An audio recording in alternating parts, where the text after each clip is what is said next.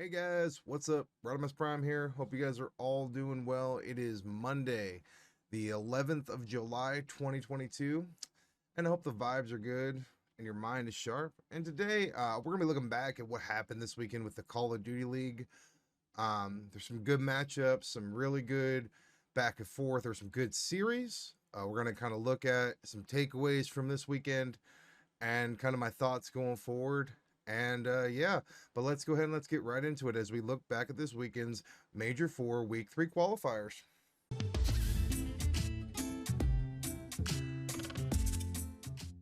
Not waste any time as we get into this. Let's look at these point standings. As you can see here, the qualifiers are done, and these are the point standings going into this final major. This is the last chance for these teams to get points to qualify. And this major, I think, is going to be probably the best competition we're going to have all season.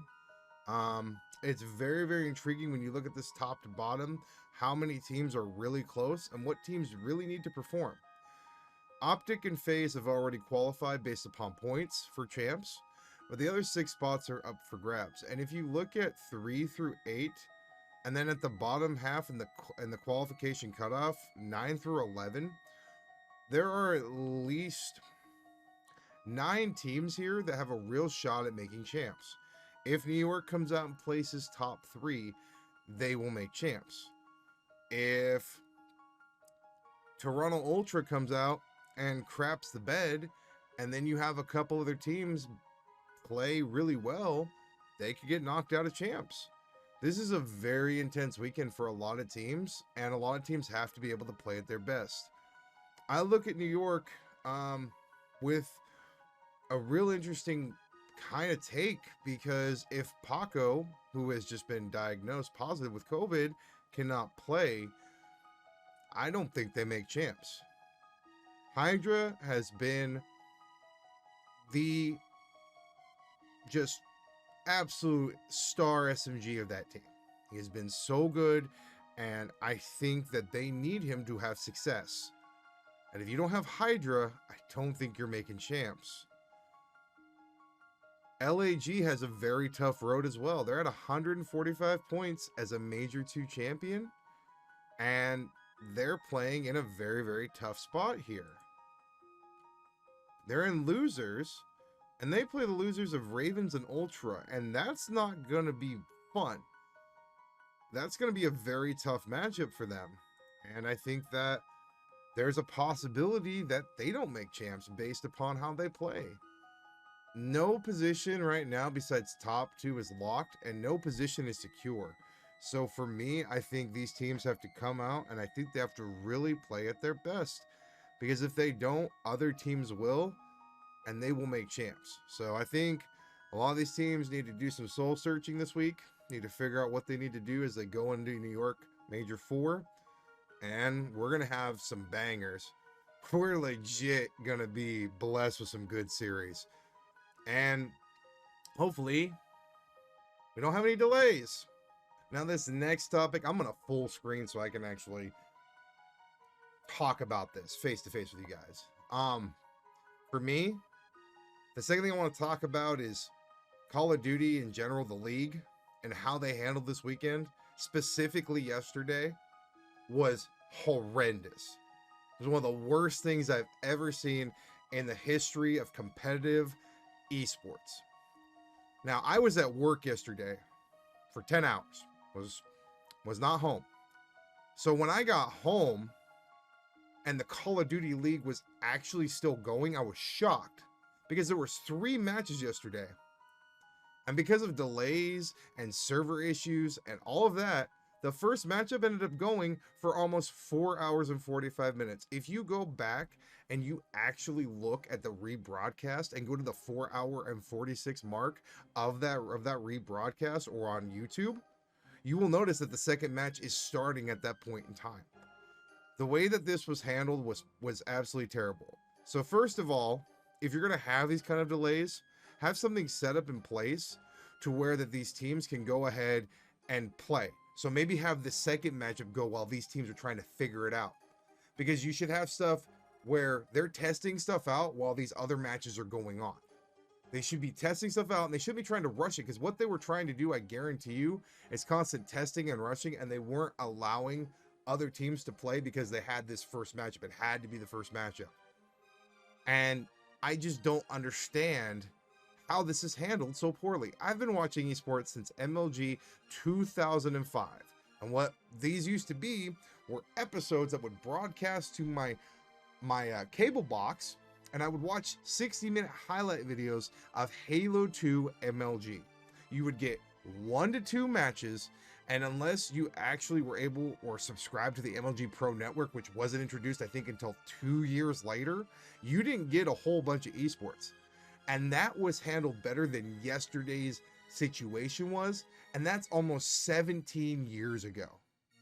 There is no excuse, no reason why that should have happened yesterday. And the blunt and simple truth is that is part of the reason that Call of Duty has viewership number problems. And simply put, Call of Duty League, and I'm not trying to be rude to you guys, but there has got to be some changes instituted, because that was not fair to the players. That impacted these matchups. I guarantee you, if we don't have a delay, London maybe gets a 3-1, 3-0 victory. I guarantee you, Optic comes out and they play better than they did, because they ended up winning 2 matchups, but we're on a massive delay and they end up getting reverse swept. And that could be you're just tired, you're beat. And if these teams are overseas, it's not fair to these teams because they're playing so freaking late. There's a picture that's surfacing on Twitter of these London guys just slumped over in their chairs because they are just wiped. Because they've been sitting there in their chairs waiting to play Call of Duty for almost 4 hours. And that's ridiculous. So be better, COD. Be better the league. And just in general, try to help these players out. There's so many things that I could talk about that I have no right discussing, because I'm not a pro player, I'm not an amateur player, but as a person who is a watcher and enjoyer of Call of Duty, some things need to change. And that's all I'm saying. And that is a fan's perspective. The final takeaway I think I can look at from this weekend and in general throughout this entire season of COD is that, and this was kind of talked about on the flank a little bit, is we really need a system in place that used to be the old style LAN system that was Halo, that was Call of Duty before they became this big franchise league. It doesn't feel as competitive. There were so many more teams, and I understand that why we do it as a franchise system, because there's so much more money involved, and they've got, these teams that have paid for a spot. But just in general, like, there needs to be a new system in place, because it is so hard to get into a tournament for real prizes nowadays, and there were so many avenues for players back then. It wasn't the fact that you were signed by a team. It was the fact that you made a team and your team got notoriety by how you placed. There's so many situations where the reason that these guys who've been doing it so long are respected in the scene is simply put for the fact that they grinded. They went through the ringers that were these 5 to 6 day tournaments, and they got wins.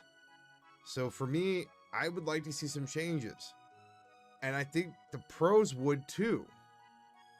Understand, yeah, contract's nice, and I get all that, but the opportunities are so limited for people involved in this esport, and it makes it very hard to be an advocate for this esport when those opportunities are so limited. So there needs to be a lot of changes, and I'm sorry I got kind of ranty and kind of preachy in this video, but there are some things that need to be said, because everybody in the community is saying it, and I think if everybody's saying the same thing, then obviously there is a universal problem with how this thing is handled. Once again, guys, thanks for watching this video. I appreciate you sitting it through the entirety of it. As always, the opinions stated in this video are my own, so you don't gotta agree with them, but I appreciate you sitting through the entirety of the video. Before you go, if you could do me just one more small favor, if you could please like the video and subscribe, I would really, really appreciate that. And as always, I will see you all tomorrow.